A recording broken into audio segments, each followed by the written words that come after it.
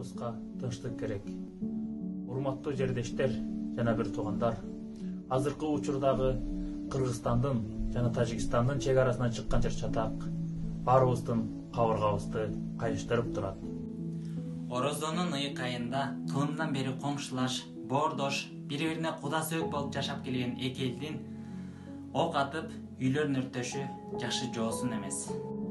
3 күндөн бери созулуп жаткан чыр-чатактан улам эки элдин жай тургундары, эр азаматтары жаракат алып, арасынан абыт болгондор да бар.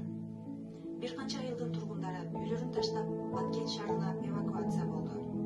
Аларга күнүмдүк эки тараптан тең чоң жоготуулар болуп жатат.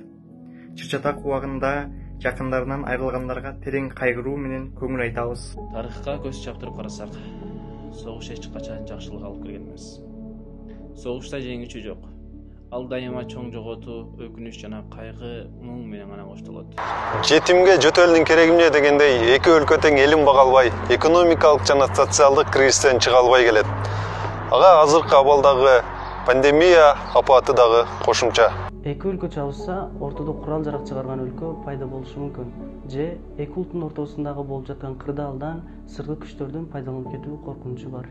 Баарыбызга белгилүү болгондой, Баткен аймагында жана жакын коңшулаш өлкөлөрдө радикалдык агымдар да аз эмес.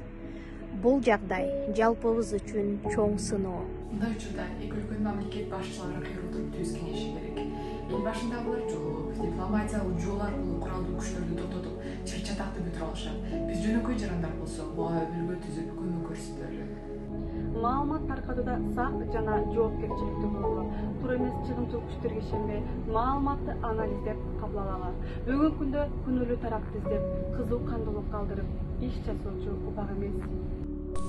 Эки тараптан тең эмоцияга алдырбай, сабырдуу болуп, эки элдин тарыхый тамырына доо келтирбей турган акыл эске таянып чечим кабыл алуу биздин парыз. Согуш энелерибиздин көз жашы, улуттун көөгөй болуп кала электе эсибизге келели.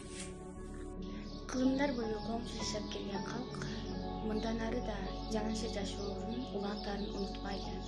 Кылым карыткан макалдарыбызда айтылгандай, чогулушта чындык керек, чогууда тынчтык керек.